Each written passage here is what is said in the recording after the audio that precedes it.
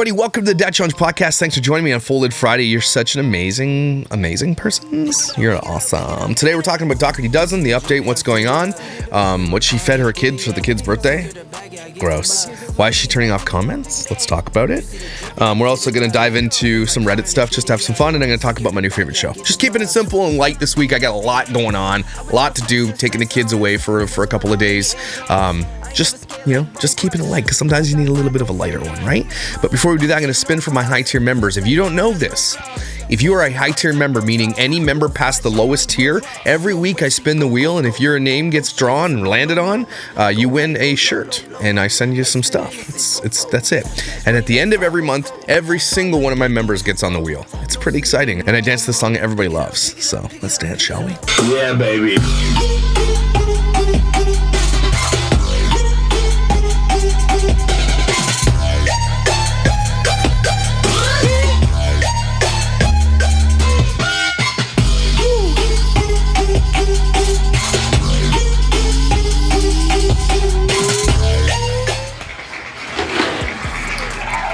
All right, Megan Odom Hamada, you win a prize. Reach out to me, Josh at thedadchallengepodcast.com for your prize today.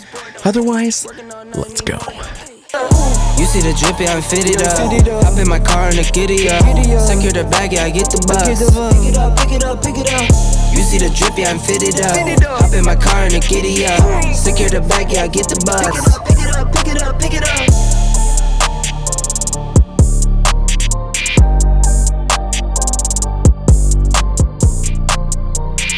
So it's not going to be a very long one today.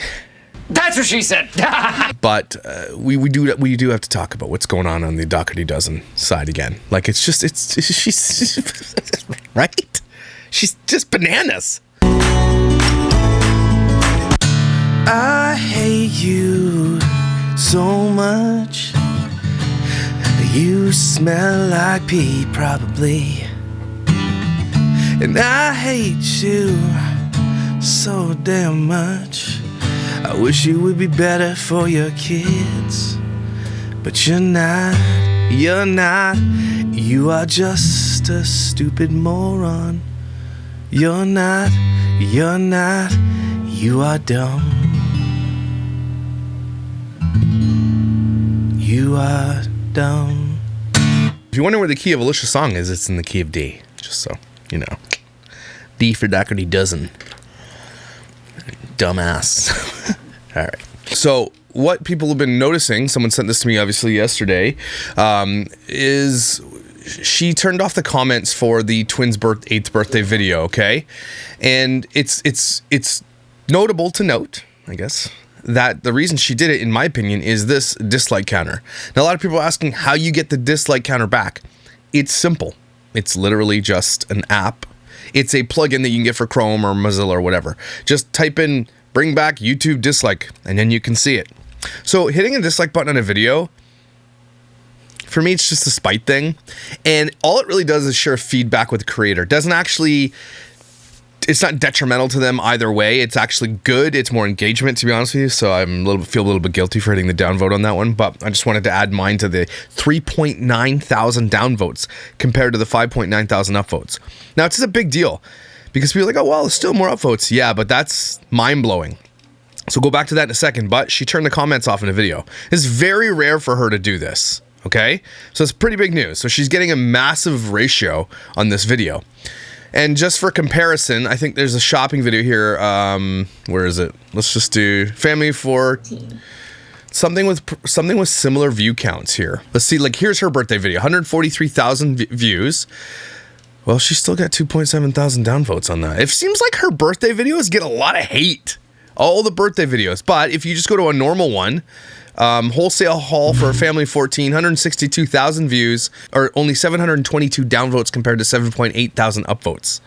So people are reacting and they're deleting all the comments, and because there was so much hate for what she did and how disgusting she was, they just turned the comments off because they don't have time to monitor them. Now, I know that she probably has mods who monitor her chat, and she probably does it too. So not only does she film all day, but she actually also literally goes through her comments on her TikTok account with 5 million subscribers, her YouTube account with almost 1 million subscribers. She's probably going through thousands upon thousands of comments but when she does a video where she gets a little bit ratioed for it, she just turns the comments off. They can't keep up. And that's very telling. And that's really bad for their engagement. So if you're getting downvotes and you turn the comments off, your engagement it's done. Like your engagement dies off. So that's really good news because she's getting feedback from even her followers. That's not all haters. There's no way it's all haters, right? And if it is, that's really telling that she's converting so many people to haters from her behavior and what she's doing. It's getting quite scary because at its core, she's putting her kids in front of people that are haters, right? That don't like her. You guys have to kind of be there with me, even those who love Dougherty Dozen, to say like she's putting these kids in this world where she puts all these choices out on the internet and gets tons and tons of hate for it. Her kids, Alex has a TikTok, and most of the comments he gets on his TikTok channel are literally negative. Almost every single one of them. There's like a couple of positive ones, and then the rest are negative. He gets trolled all day long. So that leads us to the other update for what's going on. So it's Deshawn's birthday. Everybody's like, I can't wait to see what you do for Deshawn's birthday. Now, she didn't release a shop with me that's likely coming out today because I'm recording this the night before. And I'm sure it's going to be a big haul because I think someone had mentioned that she said it's going to be a big haul. But it's going to be interesting to see what happens with birthdays going forward after the biggest ratio I think she's ever gotten on any of her videos. Because I think she thought she just has to keep getting bigger and grosser and the most disgusting continuing on. But people are like, no, you got to dial that shit back. And now what's she going to do? Now she's got all these kids' birthdays coming up and she has to match or defeat the previous one. Plus she's got Christmas coming up. I think Alicia's stuck between a rock and a hard place and she doesn't know what to do.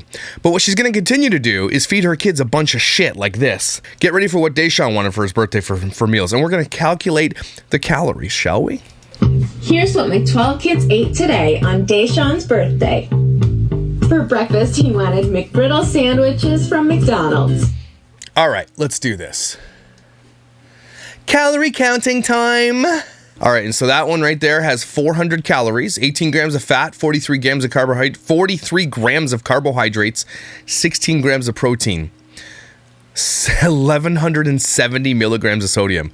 Alexa, what is the daily intake of sodium? The Health Canada recommends that people between the ages of 9 years and 50 years consume 1,500 milligrams of sodium per day. That is almost your entire daily intake of sodium in one meal. And that doesn't even include the hash brown. Oh my God. How much sugar is in this thing? Saturated fat, 8 grams. Fat, 18 grams. Oh my God. Where's the sugar? There it is, 15 grams of sugar. And she got him a hash brown, so let's do that. Breakfast is 160 calories, 10 grams of fat, 16 grams of carbohydrates. There's more carbohydrates than that. 360 milligrams of sugar, of salt. So in the first meal, they're already at their daily intake of sodium. Already way past it, okay? 160 calories. There's 1 gram of protein. That's good, I suppose. Yeah, and 0 grams of sugar in a hash brown, if you didn't know. Then she did a large, which looks like an orange soda. Here it is, the Fanta, I guess. So Fanta orange, 150 calories, and it looks like they got larges. That's what it looks like to me. They're larges, okay? Nutritional information. You have to like open it up. So 300 calories for the soda, 78 grams of carbs. No fat, no protein. Total sugar, 76 grams. Alexa, how much sugar should you have in a day? According to the American Heart Association, the maximum amount of added sugars you should eat in a day are men 37.5 grams or 9 teaspoons, women 100 calories per day. Okay, Alexa, stop. 55 grams.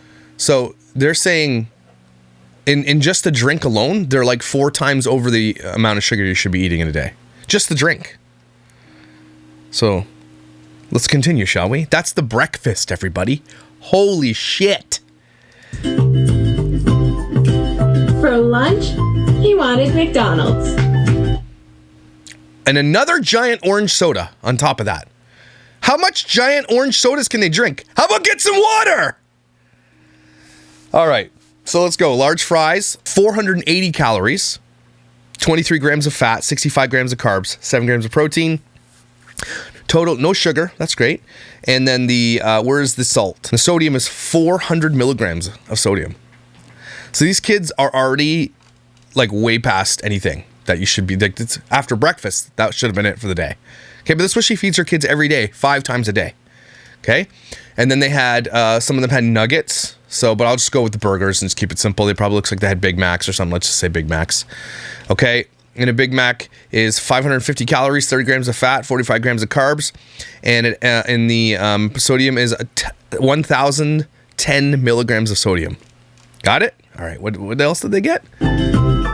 For a snack, they had Oh, and the soda. We added that. Okay. For a snack. sliced apples and chocolate chip cookies. And none of the kids ate the chocolate. None of the kids ate the sliced yapples. Nobody ate the yapples. You know they had the cookies though. So let's go to the McCafe Bakery and let's go to their cookies. Each one of the chocolate chip cookies has 170 calories, 8 grams of fat, 22 grams of carbs, and sugar, 15 grams of sugar. Oh my God. Oh my God. From McDonald's. And for supper, we had the same bullshit. For dinner, we had McDonald's. Do they have a charcuterie board with the McDonald's logo on it? Why? Why? Okay, so again, they got, each of them got 20 nuggets. So that's just 20 McNuggets. Oh my God. Not just a 6-piece, a 20-piece McNugget meal. Oh my God. So we only have 10 pieces. Oh, here, 20-piece nugget meal. You ready for this? 20-piece nugget meal, 830 calories, 49 grams of fat, 51 grams of carbs, and 1,670 grams of sodium. Oh my God. And then someone had a Filet-O-Fish, and then they had fries on top of that. So we've done the math. And dessert was Oreo McFlurries and apple pies from McDonald's. And it's not like one got an apple pie, one got a McFlurry. Each of them got each, okay? It's crazy. Regular size, ours are probably smaller than the US, but whatever, let's just go with that. 510 calories, 16 grams of fat, 80 grams of carbs, sugar, 60 grams of sugar. Okay, the apple pie has 230 calories, 11 grams of fat, 33 grams of carbs, 14 grams of sugar. Oh my God. Just the sugar intake and the sodium intake is absolutely mind-blowing. Just mind-blowing. So I'm going to do a little calculation here.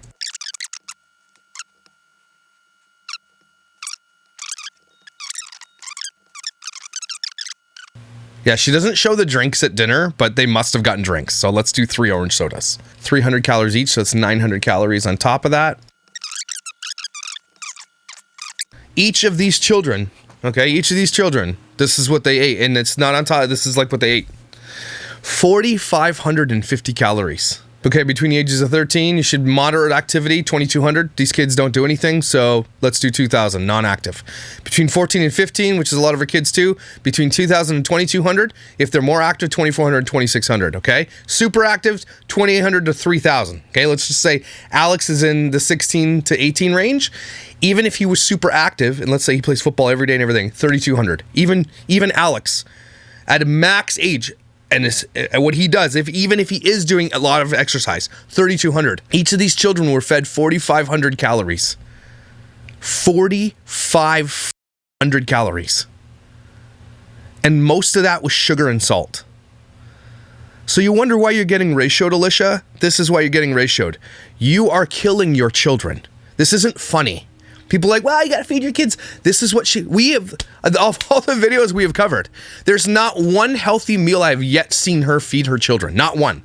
And when she did these pancake things the other day, these like Hulk pancakes, they didn't eat those things. Even, I'm gonna show you. She took a bite and it looked like she was gonna barf her brains out. Like the other day, one day ago, my 12 kids ate today after school snack was donuts. Where's this Hulk pancake bullshit that she made? It was disgusting. Here it is. Feeding my family of 14 Hulk pancakes. You'll need oats, milk, chia seeds, flax seeds, spinach, bananas, vanilla, eggs, baking powder, and cinnamon. Already looks disgusting. Grab your blender. And she's only doing this because she is starting to get ratioed. She's never going to come out and say, guys, I was wrong. We're making changes in our life. I'm so sorry, because it could make her actually out to be a good person. She's like, look, I've been listening. We've been getting some help, but she cannot ever tell anybody or concede that she could be wrong, right? She can't do that. She's got so much pride built up in who she is, and this is all about her. This is not about anybody else but Alicia. And so she does this because she thinks we're going to believe her? And add in 2 ripe bananas, 3 cups of oats, vanilla, eggs, baking powder, cinnamon, 1.5 cups of milk, chia seeds, flax seeds, and 2 big handfuls of spinach. Unwashed spinach, like your unwashed ass. You're gross. Blend that up and pour into a greased baking sheet. Yummy. Bake at 425 for 15 minutes. Cut that up into squares. Slice up some kiwi, brown up some sausage. Watch when she takes a bite. And you have a healthy breakfast that your kids will love. And then pour a bunch of sugar on top of that shit. Ew. Watch. Bon appetit. She puts it, she's like, cut. She just swallowed it. It's like James and the friggin' cookies.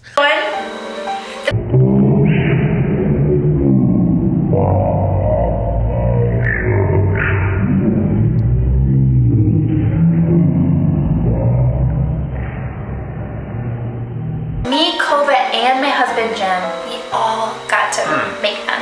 What do you think, honey?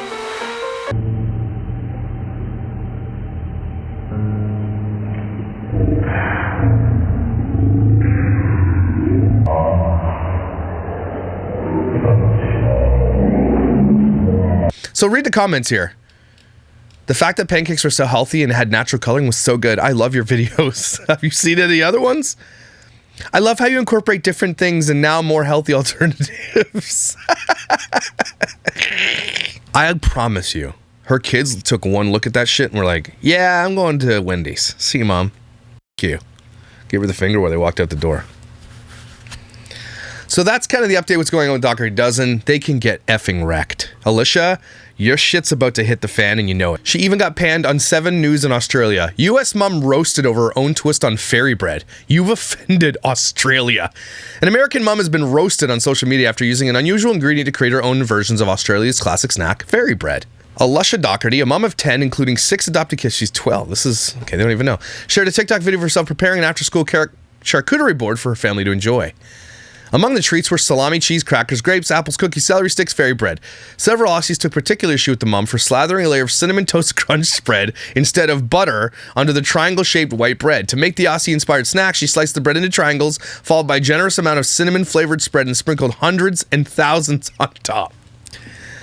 Her video has been viewed more than 500,000 times, with Aussies quickly passing judgment on the Australian fairy bread. An Australian fairy bread makes me so mad, you're supposed to use butter, one said. You've offended Australia. Another blasted, you've offended Australia. That's not fairy bread. Plain butter, bread, and sprinkles only. One wrote, as an Aussie, I'm genuinely pissed off at how you made the fairy bread. You meant to add butter, pour sprinkles on a plate, and put bread down. Another revealed, as an Aussie, I'm hurt by this fairy bread. People are so hurt. Anyway, she loves these articles though. Like, it's almost like she's to the point where her old shit is getting, nobody wants to see it, and so she's got to do things. She's got to create this buzz about doing shitty things. You're only going to see Alicia get worse. Mark my words. The shopping sprees are going to get way crazier. The vacations are going to get nuts. There's going to be a house coming down. Maybe a TV show, possibly. Because she's starting to get the attention. Right? She couldn't get on a show before, but now she's starting to get hated. And they might want her on a show because she's hated. So you're going to see, maybe she's got people in her ear saying, okay, here's how you're going to get the show. Or maybe a show is already telling her, if you want to get on the show, here's what we need you to do. And she's got people in her ear saying, you've got to make yourself a villain, basically. And so we'll put you on the show. And she's willing to do that at the expense of her kids, at the expense of everything, because she's so fame hungry. That's my prediction. It's only going to get worse from here.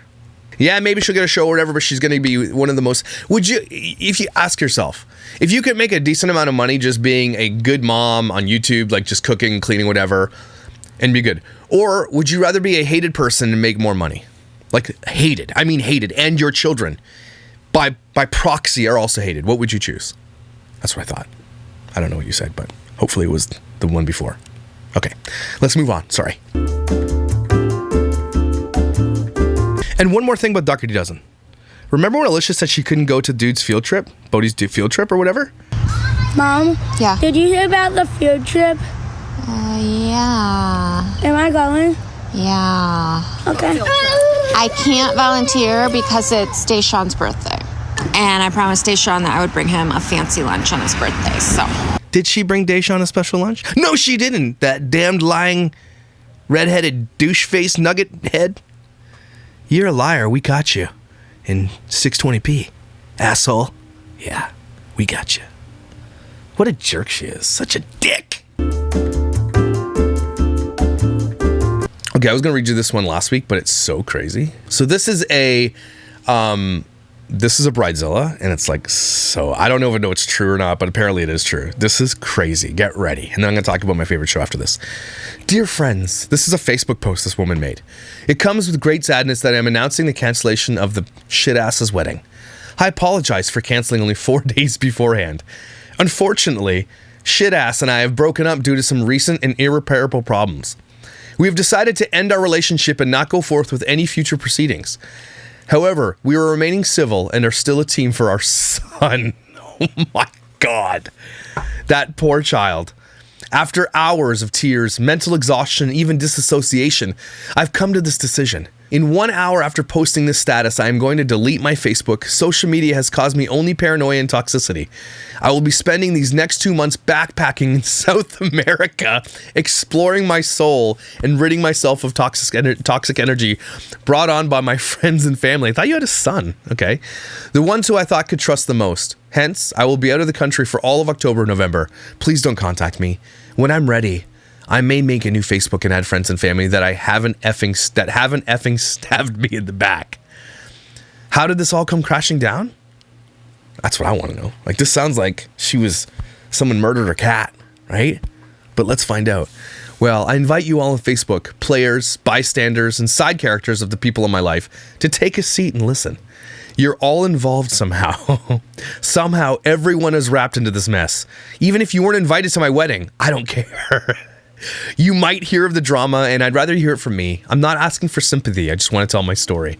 Before I begin this mini novel, I invite all of you, including the shit ass who have ruined my marriage and life, to put yourselves in my shoes. For once, let me take the stage. For once, she says. For once. It sounds like it's not for once. Let me take the stage and then let me voice the most painful few months of my life. First, things were a fairy tale. I met the love of my life at 14. We were both young, but somehow we just knew we were meant to be. 14. 14. Oh, it's getting good. Woo!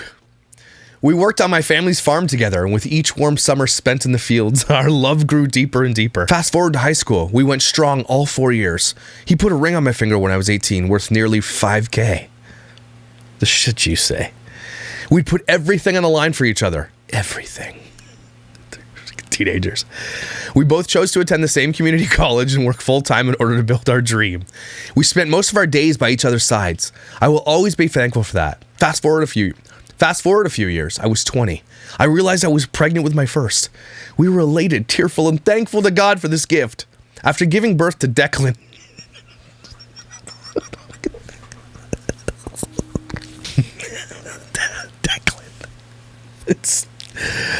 of course the kid's name's Declan. I knew the next step would be to focus on my career and become financially stable. My ex did the same. We saved and saved. I was in love. I was happy, and I was looking forward to life. We continued working and even got our degree. It was hard, yes, but so blissfully worth it. We managed to save up nearly $15,000 for a wedding. Since our love was like a fairy tale, we wanted an extravagant blowout wedding, one where our son could be included. Why are you getting married when you're already literally married? What a bunch of idiots. We started touring venues and were torn between two. A local psychic told us to go with the more expensive option. God. Oh my God. And we thought, why the hell not? Just needed that little push.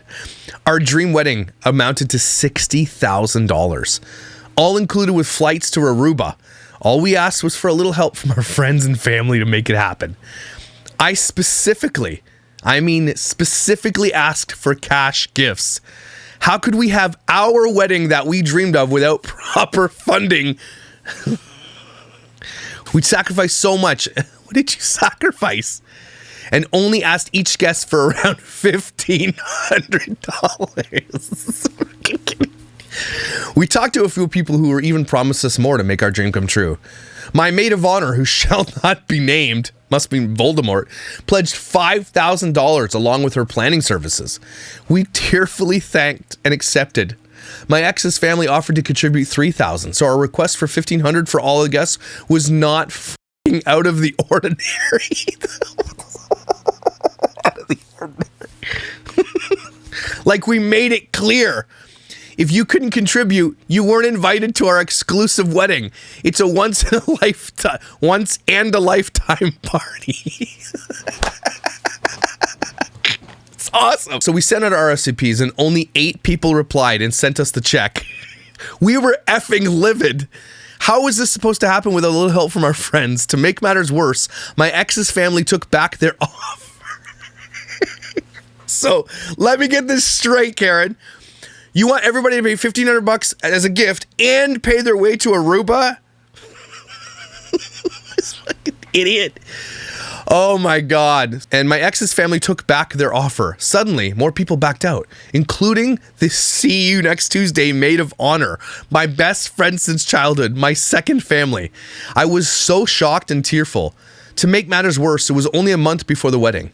To cancel everything would have been more than $5,000. Desperately, we resent our invites and asked people to donate what they could. I mean, seriously, people, what is 1,000? What's 1,500? Clearly not a lot. It would be quite manageable and within budget. I've heard of people asking for worse. Where have you heard anybody doing this? Like maybe millionaires? I don't know. Millionaires wouldn't need to ask people for money. I don't know. We also set up a GoFundMe that only got us $250. At this point, we were exhausted, tired. I yelled at my ex. I became unraveled. I realized my dream wedding was becoming a nightmare. Then it got worse. I think she goes up here. My ex came into the room and offered to get a Vegas wedding done. I laughed in his face, but he was dead serious. He wanted those cheap, raggedy, filthy, whore-like Vegas weddings. I mean, what the f***? Was he out of his mind? Am I some hooch piece of filth trash? A hooker? Am I supposed to like the idea of getting married in the heart of shady gamblers, alcoholics, and the get-rich-fast fallacy? Suddenly, my body began to shake as I entered a panic attack. Woo! My ex left the room and didn't apologize for his horrid suggestion. I then called my maid of honor and cried my eyes out. Instead of sympathy, I was told that I was asking for way too much and I should stick to my budget. I mean, no words can describe. How could someone who offered me thousands of dollars then deny me of my promised money and then tell me to shift down my budget? She knows my effing dream was a blowout wedding. I just wanted to be a Kardashian for a day. There it is. Thanks a lot, Kim and family, you bunch of assholes. Oh my God. And to live my life as a normal. I called her a filthy effing poor excuse of a friend and hung up. She then blocked me off all social media. Rumors swirled. I received anonymous threats. My ex stayed out later and later, and I have a feeling he even cheated. My bridesmaids climbed on the boat with my maid of honor and dissed me. They essentially told me I was crazy. They asked for the deposit back, so I said, F you. I refused to give it back until they can pay me back for their emotional distress. Oh my God. My ex started to talk to my maid of honor and gossip about me behind my back. I overheard him talking in the basement when he called me a stuck-up bitch. And then I don't know where it goes from there. It just basically says, anyway, I'm exhausted. I'm bone-tired. My heart is not the same. It's stone-cold, fragmented, and empty. This girl's a good writer. I need to get away from this awful society. How hard would it have been to effing donate, friends? Do I matter to you? Just effing give me money for my wedding. I won't even sugarcoat. I won't even pretend that's not what I wanted. It was for a dream. I was stabbed, cheated on, and wrecked, I guess. Goodbye. See you in 2 months. Friendly reminder to you, see you next Tuesdays. Don't think you own me. I'm cutting all of you snakes off. I'm living my life alone now. I only let in those that believe have good intentions. Comments like, I have no words. You're out of your mind, Susan. Anyway, you be the judge. Is that shit real? Have you ever seen anything like this? Do you have friends that are like this? Does anybody have like a crazy wedding story that you're like, I have a crazy wedding story? Like you have someone that was a bridezilla? Because like, it's crazy the shit that you read. Anyway, it's time to talk about the show. So recently, my wife and I decided to sit down and we said, what's this all about? This show looks pretty good. It's got Ryan Reynolds. So as soon as it has Ryan Reynolds, you know I'm watching that shit, right? Of course, because it's Ryan Reynolds. And Ryan Reynolds is Ryan Reynolds. Right? Everybody else thinks the same way, right? Okay, good. And it's got Rob McElhenney from It's Always Sunny in Philadelphia, which I just started watching now too, which is actually hilarious. So here's the trailer.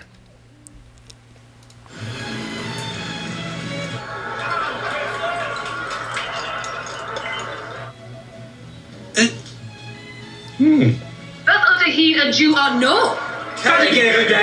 Did I approve a tie-in for our show and Always Sunny in Philadelphia? No, I did. Oh, am I in a promo for that show right now? No. Okay. Anyway, I want to show you the quick one. So welcome to Wrexham is my new favorite obsession of all obsessions. Okay? I don't even like soccer. It's called football in the UK. So this is about a Welsh football team that Rob calls up Ryan and says, they don't even know each other, by the way. I don't want to give too much away. But he's just like, basically, I want to buy this soccer team. I'm going to call it soccer, I'm sorry. Football team in Wrexham. And we want to like take it out of this league that it's in. So in football in the UK, okay, there's like all these tiers. The top tiers make the most money. They have the biggest players and blah, blah, blah. And then if you suck, you go down a tier. And if you suck there, you go down a tier.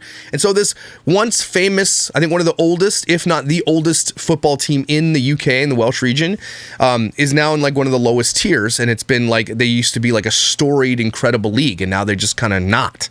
So they literally bought this soccer team, Ryan and Rob, and are taking it through. They don't know, and they don't even know the rules of football. They don't even know. They know nothing about it, and it is absolutely. I don't know if I can stress this enough. Okay, hear me out. One of the best documentary series I've ever seen in my entire life, and I love documentaries. Okay, it is so well done and so funny and so heartwarming and so moving and so hurtful. And you get so tied up in it. There's 18 episodes. Good luck trying not to watch the next one, okay? Took my wife and I 3 days, and it would have only taken us the 18 hours to watch it if we could have. You are going to be enthralled. So not only Rob and Ryan are two of the funniest dudes in the entire world, by the way, they are so good together, the way that they feed off each other's humor and stuff, it's so well done. But they're starting to learn, and what they bought this team in Wrexham, it's literally, the town is called Wrexham, and it's like this town that's kind of like, again, once storied, and then, you know, once had a whole ton of money, and then just kind of not has that anymore, and this football team is basically the glue that holds this town together. It's basically like me and Blue Jays. Like, I love the Blue Jays with all my heart. Not this year, they can kiss my ass. You know what I'm saying? So they walk you through all these games, they're bringing in players, they're learning how to run a team, and it's just interesting to see how it all works out. And then they start going to hear the stories of the people from the town, the super fans, the librarian, and the guy who runs the bar, and the kids. And then they start telling stories about like the past. And I can't even believe how good it is. Like, I don't know how else to explain this to you about how good it is.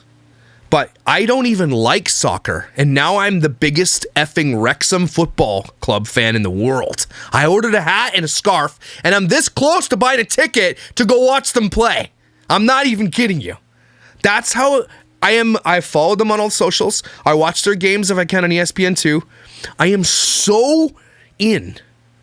It's amazing. So these two these two Hollywood guys, Ryan Reynolds, Canadian, my bro, Canada, and Rob, okay, they have the clout, and they got huge sponsorships, and they're taking this football team. It's probably one of the most recognized football teams after it's going to become one of the most recognized football teams of all time, and I don't even know any of them. And so I am full on Wrexham. Wreck it, Wrexham. I'm so in, it's not even funny. Please do yourself a favor, okay? If you want to laugh, smile, cry a little bit, get angry, because man, it gets upset when you're like, save the ball! Right? Soccer is, on its surface, soccer looks boring, because it is, but, you know, I'm actually more invested in soccer too now because Tyson's girlfriend plays soccer for a team in the US, right? She got a full scholarship, and we go down a bunch of times to watch her play, and she's the best on the team. She's so good. Okay, my son's girlfriend is so good at soccer, it's actually scary. Okay, and I'm not just saying that because she's my son's girlfriend. We love her. She's like basically our daughter. Okay, she's so good that I am invested in soccer. When I watch her, I'm like, oh my God, that's how good she is. So that happened, and then Wrexham. So, where was I going with that? Oh yeah, and they took on this team, and then they obviously are bringing it to the mainstream, and everybody else is like, all these people in the U.S. are now Wrexham fans. It's huge. It's gonna be one of the biggest teams, and all the goal is to advance the team to get them to the Premier League. Right? I'm not gonna give anything else away except you have to go watch this show.